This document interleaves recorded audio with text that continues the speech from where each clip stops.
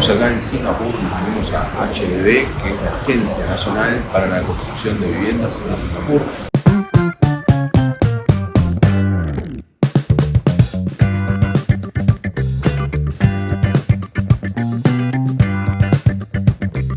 Voy a tratar de hacer un recorrido sobre de qué se trata este plan y les voy contando un poquito. No lo cuenta directamente acá, como van a ver en las imágenes, sino que hace hincapié en algunos proyectos en general. ¿Qué podemos decir de este proyecto en concreto? Vení, vení. Seguime que vamos a dar algunos datos, ¿tá?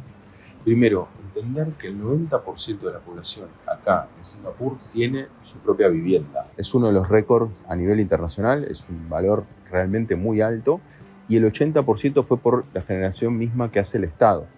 Entonces, fíjense por ejemplo acá las maquetas, ¿no? Los distritos son todos distintos distritos que va promoviendo el Estado de Singapur. Y también lo que hay que tener en cuenta es que Singapur no siempre fue así, sino que justamente cuando empezó a incidir sobre la vivienda en la década del 60, en realidad contaba nada más que el 9% de la población con vivienda, o sea que hay un cambio radical, o sea que hay algo ahí que tratar de interpretar, de entender acá en Singapur para ver cuál es este modelo tan virtuoso y qué se puede replicar en otros lugares. Y esto es importante porque Singapur, como ya vimos en otros videos, es el país número 1 del índice de libertad económica. Sin embargo, justamente en materia de vivienda, tiene una intervención fenomenal, porque es el mayor propietario de tierras, es el mismo Estado, acá mismo, y a su vez lo destina no solamente a planes de vivienda, sino también a planes industriales o de negocios.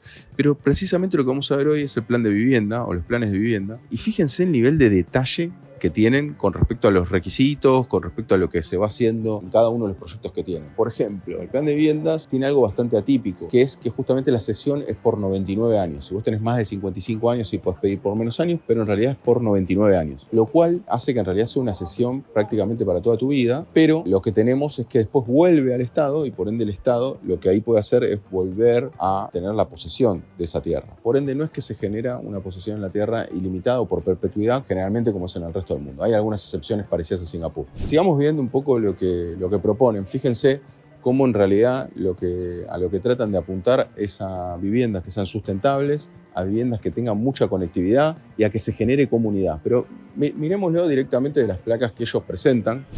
Bueno, acá tenemos, vean, Green Project, o sea, fíjense cómo tienen toda esa conexión, por eso en Singapur se lo considera una ciudad verde. Fíjense incluso en la misma maqueta que pueden ver acá, fíjense la cantidad de verde que hay. O sea, le dan mucha importancia a la presencia del verde en la ciudad. O sea, que no es algo estanco, que sencillamente es todo cemento ni nada, ni mucho menos, al revés. Y fíjense cómo incorporan la tecnología. Hay muchos videos también, no lo queremos hacer súper largo, hay muchos videos explicando cómo es la conectividad, cómo son los equipamientos tecnológicos para estar conectados, controlando la temperatura, la luz, en fin. Hay que tener en cuenta que en este plan se construyeron más de 1 millón de viviendas. O sea, estamos hablando de un plan fenomenal, o sea, una construcción de viviendas muy, muy grande, lo cual llevó a estos datos que fuimos viendo, que es el 90% de la población cuenta con una vivienda propia. Lo que hay que tener en cuenta es que Singapur tiene una alta densidad poblacional, o sea, realmente se nota, aparte también recorriendo la ciudad, más allá de los datos, de que realmente vive mucha cantidad de gente acá, porque esto es como una ciudad-estado, o sea, la ciudad es el centro de todo el país. Después sí, tenés zonas más alejadas de la ciudad, pero que son propias del mismo estado. De hecho, podés hacerlas en forma muy rápida y está bastante bien conectado el transporte en todo Singapur. Lo cual hace que el desarrollo inmobiliario se vaya hacia arriba, que sea un desarrollo vertical. Por lo cual, eso es la importancia de la construcción de los edificios. Fíjense, acá tenemos otra maqueta más. Fíjense, este es de otro barrio. Fíjense, este es un master plan de Bayshore. Acá también tenés cómo se va desarrollando en cada sitio. Este es el proyecto, ¿no? El master plan justamente es eso, es un plan de lo que se va a finalmente construir o que se está proyectando construir. Bueno, hay que tener en cuenta también que el inicio de estos planes de vivienda eran planes de vivienda de emergencia. O sea, eran solamente de una habitación, no eran muy sofisticados y ahora no, ahora en realidad tenés de muchos ambientes. Aparte de esos ambientes, justamente se trata de que se integre toda la familia y que vivan las familias ahí. Incluso hay viviendas de lujo, porque en realidad lo que vos podés hacer es también adquirir estas viviendas de mayor valor. Pero fíjense lo que pasa acá yo creo que se entiende bastante bien con la placa. Fíjense cómo hacen una categorización de los residentes, los arquetipos de residentes, fíjense, y que justamente te dice cómo integrarlos y cómo pueden vivir en el mismo espacio. Y esto esto me parece que es uno de los puntos centrales, es que justamente acá en Singapur respetan la proporción que tiene cada etnia en la población en general de Singapur. Entonces, ¿esto qué permite? Que no se produzcan, que una etnia no concentre un determinado barrio o un determinado edificio. Entonces, lo que ellos tratan de hacer es que se respeten las proporciones de las etnias que hay en todo Singapur. Esto me parece súper importante, porque esto lo que hace es que no haya un barrio de, no sé, malayos, que son una parte importante, hay una parte importante de origen chino, también hay de origen hindú, en fin, hay de distintos orígenes acá en Singapur, pero lo más interesante es que tengan que convivir en esa relación. O sea, lo que hablan es de una integración poblacional bastante interesante y que eso sea una exigencia que parte del Estado, de nuevo. Por eso cuando uno ve y uno dice, bueno, este es el país número 1 del índice de libertad económica, fíjense hasta qué nivel de detalle se están fijando en Singapur cómo construir las viviendas y cómo llenarlas, o sea, cómo hacer que habiten las personas en comunidad, conectadas, con espacios verdes y que encima las etnias respeten la proporcionalidad que tiene Singapur de las mismas. Así que me parece súper interesante este aspecto. Bueno, sigamos recorriendo. A su vez, tampoco los barrios son obviamente para ricos o para pobres, sino que justamente coexisten en estos barrios nuevos que están construyendo el Estado personas de altos ingresos, de bajos ingresos. Esto lo que hace es generar una integración en la población fenomenal. Con respecto entonces al precio de las viviendas, lo que estiman ellos es que más o menos al hacerlas al mismo Estado y al no permitir que se entre en una libre oferta y demanda de viviendas, lo que hacen es lograr con esta intervención que se vendan a un 30% de lo que ellos estiman que sería el precio de mercado. Por ende, si bien las viviendas en Singapur son costosas, obviamente porque hay una restricción de falta de espacio disponible para poder construir más, lo que hacen es que tengan un valor más asequible para toda la población, lo cual en parte responde a este 90% de propietarios de Singapur con respecto a las viviendas. Y a su vez también lo que hay que tener en cuenta es cómo esto se financia. Al ser trabajadores ellos están obligados a ahorrar un 20% y hay un 16% que pone el empleador. O sea que hay un 36% de ahorro forzoso de los trabajadores acá en Singapur.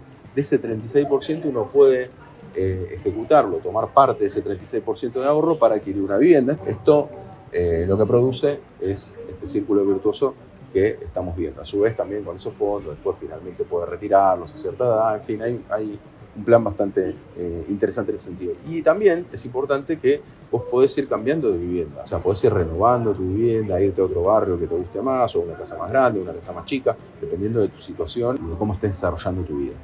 Pues fíjense justamente, acá sobre todo, tenemos, ¿ves que dice modernización del barrio? O sea, fíjense como los barrios que incluso son construidos, en este caso, en 1960, este fue uno de los primeros barrios que se habían desarrollado, según nos cuentan acá, y justamente lo que están haciendo es modernizándolo. O sea que fíjense, es tan ambicioso el proyecto que no es solamente construir sobre las tierras, que dicho sea de paso, el 30% de las tierras está bloqueada para no poder hacer otro tipo de desarrollos, y lo que hicieron fue, e incluso en los barrios que ya hicieron los primeros desarrollos en la década de 60, lo que hacen es renovarlo. O sea que no quedan, y eso se hacen cargo ellos, o sea, no solamente de la modernización del barrio en general, sino también del mantenimiento en las viviendas y de los edificios, lo cual esto también lo hace interesante. No se puede venir abajo, o es un perfeccionamiento, vamos a decirlo así, y daría para profundizar más en lo que fue, por ejemplo, la URSS, que tenía una gran cantidad de construcción de viviendas, pero que después los mantenimientos se fueron deteriorando a través del tiempo. En este caso en Singapur no, justamente hacen bastante foco en modernizar y en mantener estas viviendas en buenas condiciones. Acá tenemos justamente al que fue el fundador, el primer ministro fundador de Singapur, que justamente nos habla de su preocupación, una apuesta hacia el país, hacia el futuro, y que quiere que justamente todos los que habiten Singapur sean también dueños de su propia vivienda, y que eso era la sociedad que él esperaba. Así que fíjense cómo ya desde sus inicios, desde la independencia de Singapur, acuérdense que inicialmente era colonia de Inglaterra, después estaba anexado con Malasia y finalmente se termina independizando de Malasia. Pero fíjense cómo acá sigue, fíjense cómo prácticamente hacen como un museo de esto. O sea, no sería la palabra apropiada museo, pero bueno, como un centro de exhibición de lo que se puede hacer acá. Fíjense que es bastante increíble todo lo que hacen. Ahora vamos a ir viendo más para allá. Incluso, bueno, acá repasan algunos datos de los que estuvimos charlando, ¿no? El de 1 millón de viviendas, el de 6 décadas construyendo, 24 ciudades y en 3 estados, bueno, en fin, residencia del 80% de las residencias que viven en estos HDB flats. HDB, acuérdense que es el instituto justamente que depende del estado de Singapur, y 9 de cada 10 personas son dueñas. Bueno, fíjense qué increíble todo esto y cómo van viendo cada uno de los planes de vivienda según cada barrio, ¿no? Entonces uno viene acá y ve básicamente dónde va a vivir, cómo, qué tiene cerca, qué tiene lejos, ¿no? Es como un desarrollo de primer nivel, ¿no? A mi entender, ¿no? Ojalá uno pudiera, en donde vive, elegir viendo las maquetas de lo que se va a hacer, que fíjense hasta cómo promueven la biodiversidad, fíjense, promoción de la biodiversidad, y que justamente lo que tenés son bicisendas desde ya, ¿no? Y te dicen justamente que quieren, y de hecho eso es lo que se ve, intentan de promover de que no haya vehículos. Fíjense acá otra maqueta de otro barrio. Fíjense la cantidad de verde que hay, ¿no? Y que esto también se asocia, cancha de fútbol, fíjense que esto también se asocia al tema de las energías renovables, que están bastante promovidas, o sea, tratan de que justamente esto se haga con energía solar, con energía renovable en general. Fíjense acá, esto también es increíble.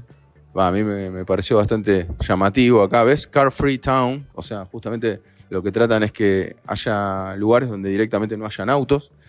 Después también en las que hay autos ponen justamente proyectos para la carga de los autos eléctricos. Y fíjense cómo ahí va marcando en la proyección, ¿ves? Distintos lugares o zonas de interés, por ejemplo, escuelas. Entonces te va marcando dónde están las escuelas. Este es el mapa de un nuevo lugar, en este caso Tenga, que justamente lo que hacen es mostrarte, ven que dices una ciudad inteligente y sustentable, ahí está, y ahí ven los 5 distintivos de este lugar, este distrito, y ahí te dice plantación. Y fíjense ahí cómo te hace foco en dónde van a estar, por ejemplo, las distintas plantaciones que van a ver en cada lugar, Garden District, bueno, en fin. Y fíjense cómo te lo va marcando ahí también la pantalla abajo. O sea, bastante impresionante el uso de la tecnología y cómo lo logran exhibir, ¿no? Bueno, y después lo que tenemos acá, que eso también es importante, que se ve en otro lado, que es un lado de que vos vas eligiendo tu casa. Puedes elegir hasta tus, fíjense acá, ¿no? Más allá de las viviendas y demás, la vivienda no es toda igual por dentro, sino que vos podés elegir tus pisos y podés hacerle distintas modificaciones a tu vivienda hacia adentro, lo cual lo hace bastante personalizable. O sea, no es que es todo al estilo, insisto, como para comparar un caso así de alguien que se metió mucho a fondo con la vivienda, que es la URSS. Justamente a diferencia de la URSS, cómo es la diversidad lo que lo hace interesante. Por eso se considera el plan de vivienda más exitoso del mundo. Y es realmente impresionante lo que están haciendo acá en Singapur.